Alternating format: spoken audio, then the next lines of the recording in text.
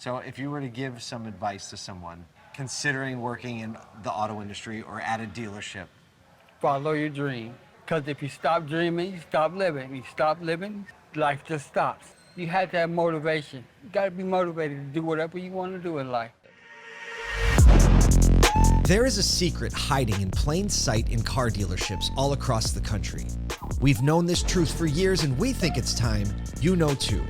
I'm Paul J. Daly, and I've been an automotive entrepreneur and creator for over 20 years. And I'm Kyle Mountseer, and have held just about every position at a car dealership.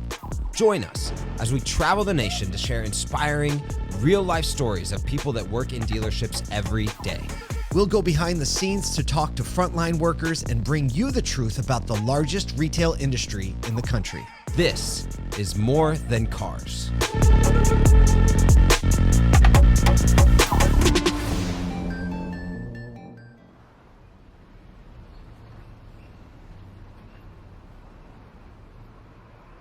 look, it's so tragic that people have the stigma of auto dealers.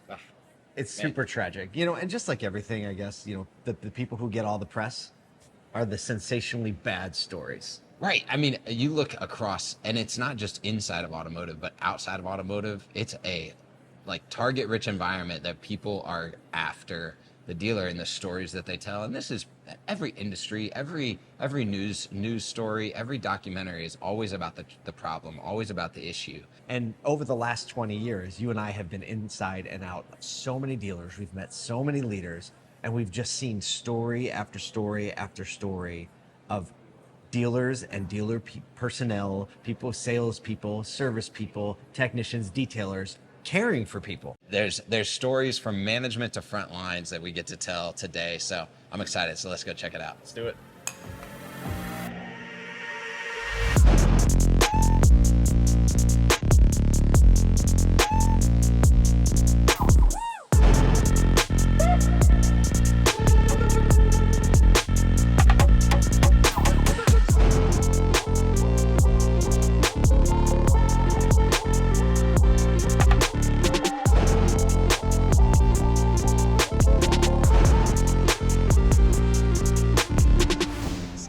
Kind of a story of how I got started in the business, because initially I wasn't trying to get into the business. Before this, I was doing a lot of gig economy. I was doing like Grubhub, Uber Eats, DoorDash, Favorite, La Move, anything, you name it, I was doing it. So this particular night, I was, it was like 3 in the morning, and then I arrived at the dude's neighborhood. It's a guy in the street, and so I say that because it's 3 in the morning, it's a guy in the street. Why in the street? Exactly, but I'm aware, so I see him in the street, and I just continue doing what I was doing. I go to his door, and then he literally say, hey man, yeah, you can set the food right there at the doorstep. And so then I look at him, I was like, okay, this is his house. So I set the food down, continue doing what I was doing. I tell him like, have a good one, you welcome, have a good one. And so I'm walking to my car, he kept telling me like, thank you, bro. And then I looked at him, I was like, you welcome, man, like, you welcome, have a good one. Yeah, like, it's 3 in the morning, yeah, stay where you're at. Like, have a good one. And so like he's walking to my car at the same time as I'm walking to my car. And then literally I open the door, he put his hand on my door, and then he looked at me. He was like, hey man, you wanna sell cars? Then I looked at him, and I'm dead serious. This is exactly how it went. I looked at him, and he's looked at me and was like, hey man, you wanna sell cars? And I looked at him, I said, why not? And then he was like, no, I'm serious, it's a life-changing job, I can change your life. And then I said, nah, I'm serious. I said, what's your phone number? And then as he putting his phone in my, as he's putting his number in my phone, that's when he was saying, he was like, yeah, man, I know anybody out here at 3 in the morning, I know you got some hustle to you. And then I was like, most definitely. And then he was just like, yeah, follow me in the morning, and then we'll go from there.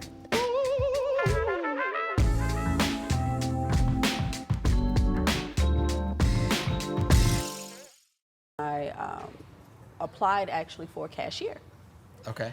because for Like, over I can smile. I can do that. I can make people happy. well, Cashier. well, Because that's when they need to be made happy. Exactly. When they have to hand over the credit card, right? Exactly. Well, I've been in the retail business for over 20-some years. So, cashiering was my thing, you know. I was promoted to what we call PDI tech. And what that is when we get new cars, fresh off the truck, I take them and I inspect them. I make sure that everything is working from the factory. So you're the person that gets that real satisfying job of pulling the plastic off all the Well, little see, for things? me, that's not satisfying. Oh, it's work.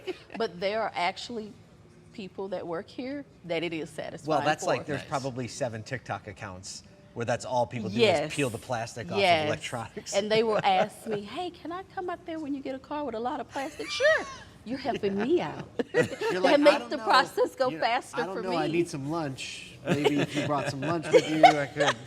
Exactly. And that can be a very tedious job. Well, this is my setup here. And this is the tablet that I use to do the PDIs. Real question Uh-huh. is where's the closest car with plastic on it? I'm not gonna peel the whole thing. I'm just gonna peel a little corner. We'll do right there because it's already up. So you just do this, Yeah. and oh, that is so satisfying. Oh, okay. I'm gonna come. You can take it off if you want. I'm gonna come work for you one day. All right. Well, take this. All right. Tell me about my technique. Oh. Oh, you get paid to do this? Yes, I do. Come on. I can go home a happy man. Thank you so much. Welcome. Thank you for walking. I'm gonna carry this back. It's gonna be my favorite part. That's my favorite part of the whole series. Oh, I need you to sign this. Yeah. Thank you. You're welcome. Thanks for showing me around. Not a problem. A lot of people have a perception of car dealers, right? The stigma we talked about. And then they come into a store like this and they meet people like yourself and your team here. What do you think is one of the most surprising things people find out when they come in to a great dealership? The surprising thing is that we are human. We are real people, and we're out for the best interest. My upbringing was very challenging growing up.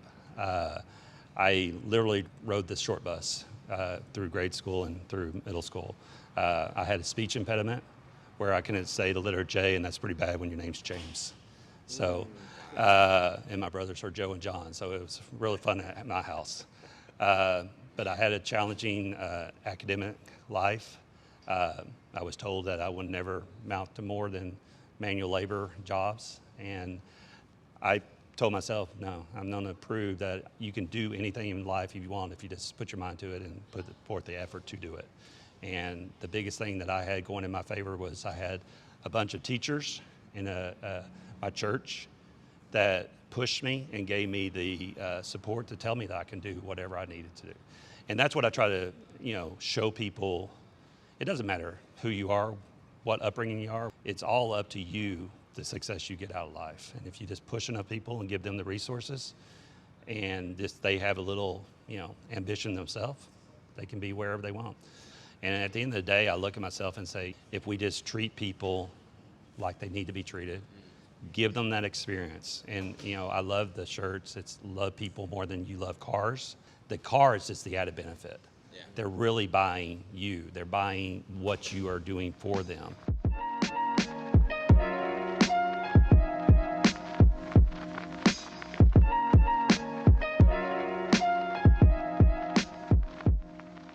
So you've been, 6-7 months at the time of us hanging out with you right now, right, doing this. What's been give us the most challenging part and the most exciting part of what you've been through? Honestly, helping people that's really is hard to get approved, and like people that's coming from like overseas and they really don't got any credit established and they really don't have any hope of getting a new car, and then you get them a car and then you just see them drive away. That's probably the best part. That's in my opinion. Yeah. So before you said, what were the biggest challenges? What were some of the biggest challenges prior to your life in the car business? Man, I'm gonna get personal with y'all. So Okay. literally, like, it's crazy. It's so crazy. But that night when I met the guy that got me hired, I was actually homeless. Like, I was staying in my car. No way. I'm dead serious. I used to stay in my car. Like, I had all my stuff in my trunk, literally. And so I was just telling myself, like, I feel like I manifested, because I was just telling myself the whole time, like, I need to switch this up. I can't do this forever. Yeah, I can't do this forever. But I knew for sure that I just wanted to be to me and just empower myself. So it was really a choice. Like, I don't really like to say I was homeless because it was about choice. Obviously, I could have went back home, but For sure. I didn't want to do that. I just wanted to stand on my own 2 Trying to feet. That was challenging. It was definitely challenging, but I feel like it made me who I am today. And I went through it on purpose just so I could strengthen myself because of what I went through. The average salesperson in the U.S. sells around 10 to 12 cars a month. What's that look like for you recently? So last month I sold 27 and a half. Woo! Come on.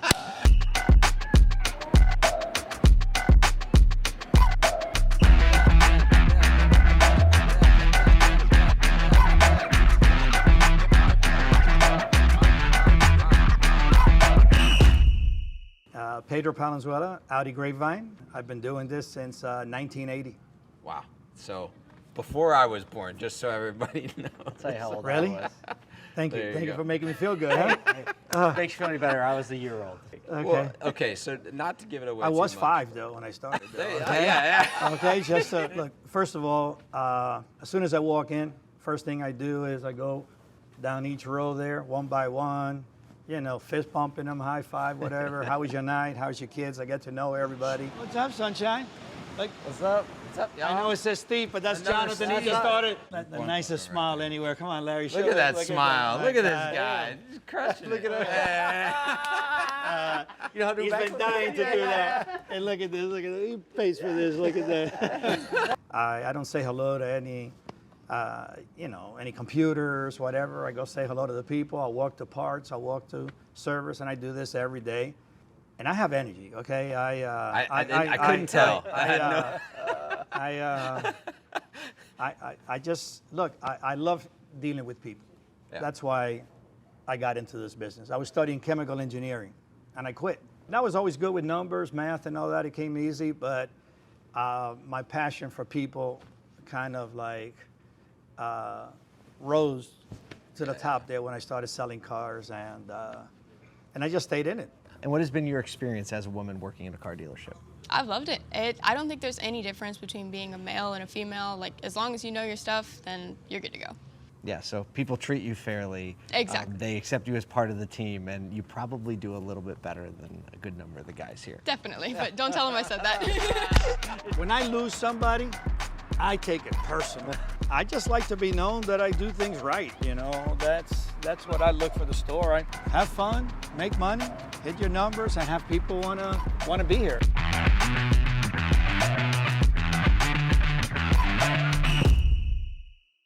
You sure you want my full name? Yes. In the best delivery possible. Kaoli Victoria del Consuelo Olivares González. Say that. Repeat after her. I ain't got that. I ain't got it. Kaoli is fine. Oh, it's fine. I needed a car, so my brother, he listened to the radio and he said, we have to go to Beaver Toyota because it's like kind of like 45 minutes from my house. So he's like, we have to go there. You're gonna buy a car there. And I'm like, okay, let's go. We got here, and of course he doesn't speak any English, so we asked for somebody in Spanish, and Santa came along and she sold me my car, and then John Duran came along and he was like, you know, somebody who speaks English and Spanish, because we're building this bilingual team and all that. Just like, my brother was like, she does. And I'm like, I do. And they're like, would you be interested? Why He's like, not? she is. Yeah. She is. She's like, I guess I am. Yeah, I guess I am. My name is John Duran. I'm the director of the Bilingual relationship. So just a few years back, you came on with the Beaver organization, and there was a very intentional reason for that. You can probably see I got a kind of a broken English. So what I did is just, I see the need for the community. 80% of the community speak Spanish at home. Buying a car for the first time is an experience. This is the second most important decision for everybody, any family or any person. So what I was thinking is, what if we can help the community to make that decision in their own language? Tell us a little bit about, like, explain the community and how the mindset works in that community. And it's really cool because in the Latino community, we don't say, hey, just go to that dealership and they're just gonna help you. They're proud to say, hey, I got a friend in the car business. Go and see John Duran. That's my friend. I mean, I just sold a car to them, but they just consider you friend. So that makes a difference. I'm always looking for bilingual people who get the opportunity to change their life. And that's exactly what happened with Caholic. Ha sido así siempre, desde muy niña, muy motivada con todo, muy sobresaliente en todo lo que hace desde muy pequeña.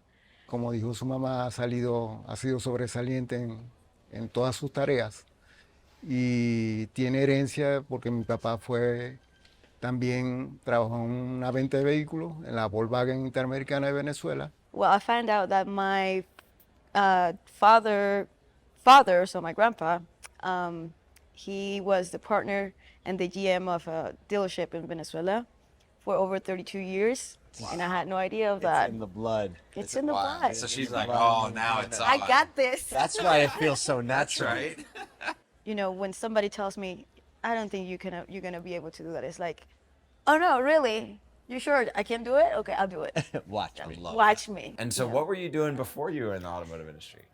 So when my first job here in the state was as an electrician, and I was basically traveling from state to state doing electrical jobs. Really? Yes. All right. So, like, what was the most crazy electrical job that you were ever on?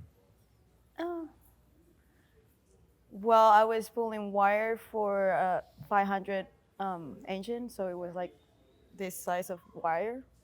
Holy like this. cow. So you had to terminate them into the panel, and they're big wires.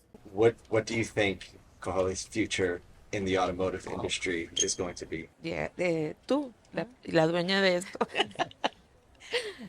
She says I'm gonna own my own dealership. All right, one of the most quintessential dealership experiences that everyone has is driving by the store and you see all these vehicles lined up. Sometimes they don't look so good.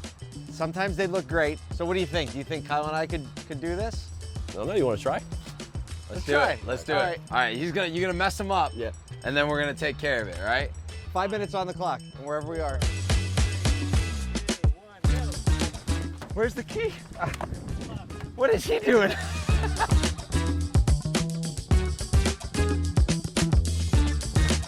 My strategy is to start with the middle one, work my way out. How do you release the parking brake in this thing? Where's the parking brake? What is this one? What? The parking brake's stuck. I'm only 2 years removed from a dealership, so I've had a couple line practices. I forgot to roll the window up, they won't notice. Oh, we're looking terrible. That's a tight line right there. Let's go. Oh, baby. Give it to me. The winner is. Wow. Yeah, you win. Impressed. This line is it. This is it. I'm impressed. See, your job is not easy, and you're really, really great at it. So I think we're gonna help you straighten that out, so you don't have more work to do. Cool. Well, I appreciate you guys Thank coming you so out. much. Thanks, Zach. Appreciate it, man. 1, 2, 3. Well, this is Beaver.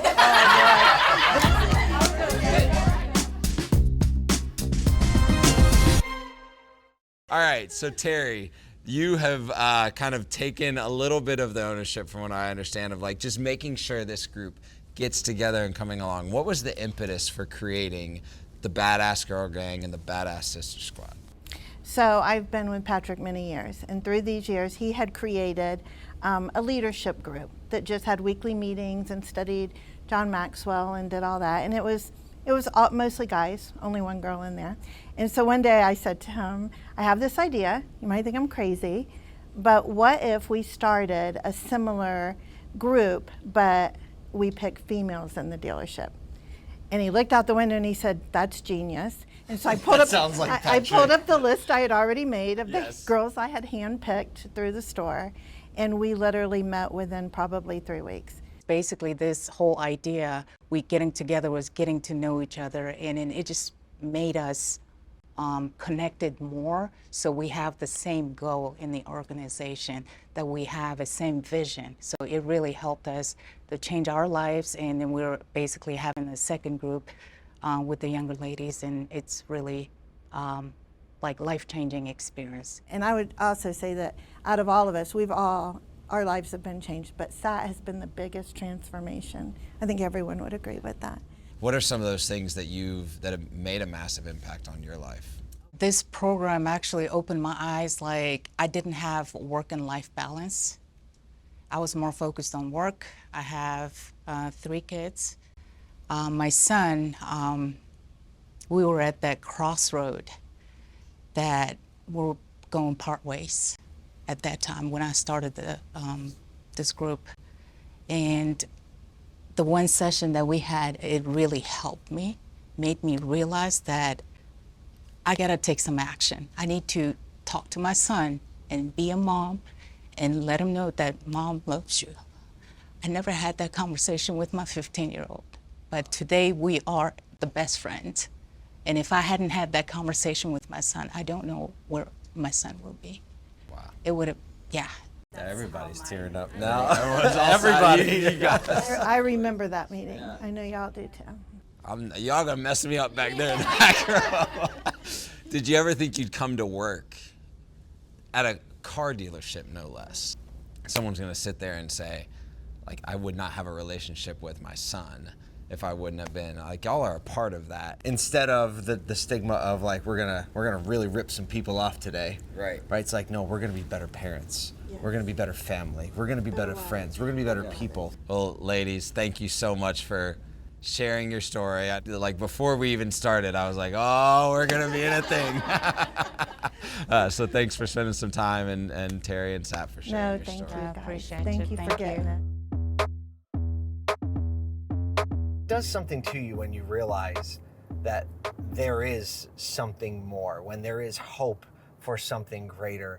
And the automotive industry, auto dealers, have given so much hope to people, and we've seen the outflow of that hope, that our hope is that people see these things and it triggers something in their heart and in their mind that they would aspire to something. And, you know, selfishly, maybe, I mean, we don't own an auto dealer, but selfishly, we want all those great people who are drawn toward inspiration to move a little bit closer to this industry, because we want them here too. Exactly. We want people here to do business with the industry, to see the industry in the community, and to even come work in the industry, because we just know we've been around it so long. It's just a great place to be in a career path.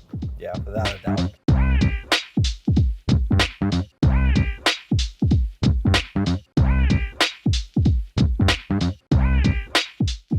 My name is Samar Al-Alam. I'm Leroy Reed. My name's Mike Cable. Everybody has a number, like employee number. Yeah. Over 3,000 employees at Wester. Can you share with us what your employee number is? 47. Wow. What keeps you waking up and walking into these doors? It's always been a special place. You know, that comes from Scott and Brad and goes down. It's just the way we treat each other. All right, Haley, what does it mean on a day-to-day, week-to-week basis to be a family at a store? Pretty much whatever anybody needs, like they never hesitate to ask for help. We do a lot of things outside of work too. Like we're going to the Bison's game on Saturday. All together, our whole store's going, so it's pretty cool. We've known each other for a long time, yes. This is a great place. It's like family to me. There's nothing that nobody will do here for me. They support me. They give me everything I need. They instruct me. They teach me. I learn from them. If we stop learning, you stop living. So I keep on learning. Well, when I was 19, I decided to see what's out there in the world, and you know, obviously coming from Bethlehem, Palestine, it's a small town. I like sales. I like dealing with people, and I don't look at myself as a salesperson, for example. I look at myself as helping someone to buy a car. When people come into the door to buy a car, they already know what they want. People are educated about how much the vehicles are, how much the prices are. Oftentimes I find myself on my desk talking to someone about their personal issues, and I feel like a counselor somehow, and that's what I'm here for again. I love it. Talk a little bit about the culture inside the store and the type of people that are a part of your organization. So what I tell our management team probably 500 times a year is that when you get up in the morning and you're driving to work, the customer comes second. Your employees are first.